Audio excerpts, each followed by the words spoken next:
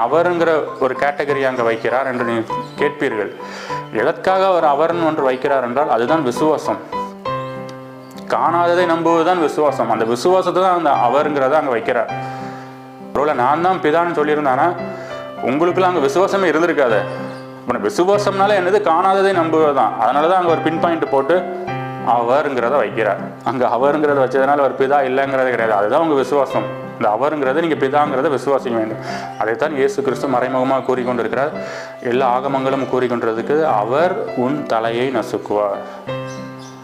அப்படி என்றால் யார் உன் தலையை நசுக்குவார்? சர்வ வல்லமையுள்ள ஒரே தேவன் தலையை நசுக்குவார் என்று கூறுகின்றது. யோவான் 8:29. இந்த அவருங்கிறத மட்டும் நீங்கள் நோட் பண்ணி பாயிண்ட் வச்சு பண்ணுவீங்க. அது சுற்றி சுற்றி சுற்றி சுற்றி அவரை தான் அது குறிக்கும். அது இயேசு கிறிஸ்துவ தான் குறிக்குங்கிறத வேத ஆதாரத்துடன் நான் உங்களுக்கு எக்ஸ்பிளைன் பண்ணுறேன்.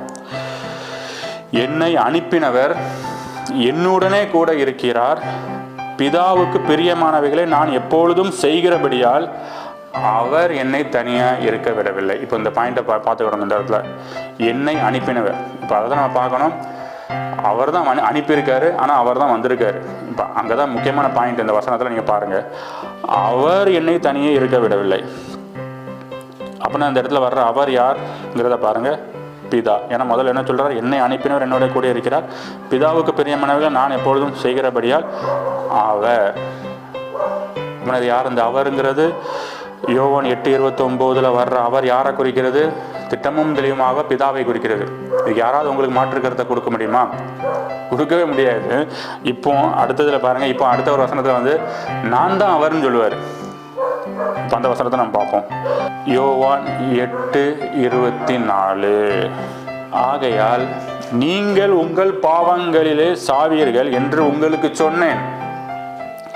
சொன்னேன்னு சொல்லிட்டு இங்க என்ன சொல்றாரு? நானே அவர் என்று நீங்கள் விசுவாசியாவிட்டால் உங்கள் பாவங்களிலே சாவீர்கள். அப்படின்னு இங்க பாருங்க. அப்ப நம்ம போன வசனத்துல என்ன பார்த்தோம்? அவருங்கிறது பிதாவை பார்த்தோம். இங்க என்ன சொல்றாரு? நான் யார் அதை குறிக்கிறது?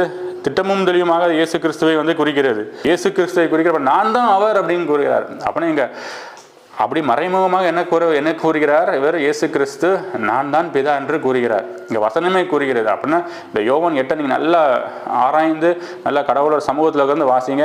அப்படி சுற்றி சுற்றி சுற்றி சுற்றி சுற்றி மறைமுகமாக யூதர்களுக்கு இயேசு கிறிஸ்து நான் தான் பிதா என்பதை கூறிக்கொண்டிருக்கிறார்.